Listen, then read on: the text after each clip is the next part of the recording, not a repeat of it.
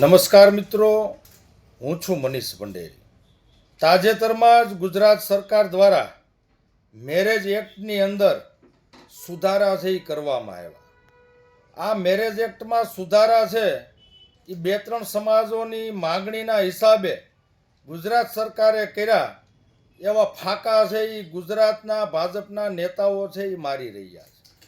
પણ ખરેખર તો આ મેરેજ એક્ટની અંદર લગ્ન નોંધણી માટેની જે પ્રક્રિયા છે એમાં સુધારો થયો છે, નહીં કે લગ્ન કરવા માટેની પ્રક્રિયા. એટલે ગુજરાતના નાયબ મુખ્યમંત્રી અને ગુજરાતના ગૃહમંત્રી હર્ષ સંઘવી અને ગુજરાત સરકારના રાજ્ય કક્ષાના મંત્રી કૌશિક વેકરિયા, આ બે રંગાબીલાની જોડી ગુજરાતની જનતાને મૂર્ખ બનાવે છે. વાત કરે છે કે હવે લવ મેરેજ છોકરી છે એના મા બાપની મરજી વિરુદ્ધ, એની સહી વિરુદ્ધ નહીં કરી શકે. પણ ખરેખર આવા કોઈ કાયદા બન્યા નથી, આવા કોઈ કાયદામાં સુધારા કર્યા નથી.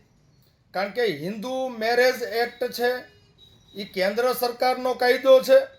આમાં ગુજરાત સરકારના બાપની તેવડ નથી કાયદામાં ફેરફાર કરી શકે. આ હર્ષ સંઘવી અને કૌશિક વેકરિયા, આ રંગાબીલાની જોડી માત્ર ને માત્ર ગુજરાતની જનતાને મૂર્ખ બનાવવાનું કામ છે એ કરી રહ્યા. હિન્દુ મેરેજ એક્ટ છે એ તો કેન્દ્ર સરકારનો કાયદો, તો એમાં કોઈ પણ રાજ્યની સરકાર સુધારો કરી શકતા નથી.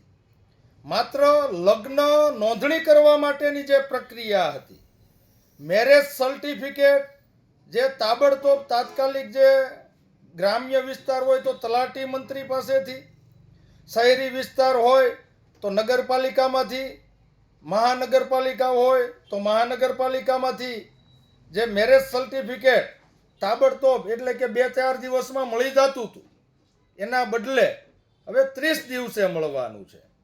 અને તલાટી મંત્રીના બદલે તાલુકા લેવલ એટલે કે ટીડીઓ પાસેથી તમારે લેવાનું થશે. એટલે કે લગ્ન નોંધવા માટેની જે પ્રક્રિયા છે એ 30 દિવસની કરી. આમાં આ 30 દિવસના સમયગાળા દરમિયાન તાલુકા લેવલના અધિકારી કોઈ લવ મેરેજ માટે નોંધણી કરાવવા માટે આવે, મેરેજ સર્ટી ઇસ્યુ કરાવવા માટે આવે તો છોકરીના મા બાપને એક નોટિસ આપવામાં આવે છે અને જાણ કરવામાં આવે છે. હવે આ નોટિસ આપ્યા અને જાણ કરે, છોકરીના મા બાપ વિરોધ નોંધાવે, છોકરીની વિરુદ્ધમાં જાય કે ભાઈ આ લગ્ન અમને મંજૂર નથી કે માન્ય નથી. પણ કાયદાની અંદર એવી કોઈ જોગવાઈ નથી કે છોકરીના મા બાપ છે એ આ લવ મેરેજ છે એ અટકાવી શકે, કે આમાં છોકરીના મા બાપની સહી ફરજિયાત હોવી જોઈએ, એવી ક્યાંય જોગવાઈ છે નહીં. એટલે કે લવ મેરેજ બંધ થવાના નથી. માત્ર ને માત્ર ગુજરાતની આ ભાજપ સરકાર અને ભાજપના નેતાઓ ગુજરાતની જનતાને મૂર્ખ બનાવી રહ્યા છે.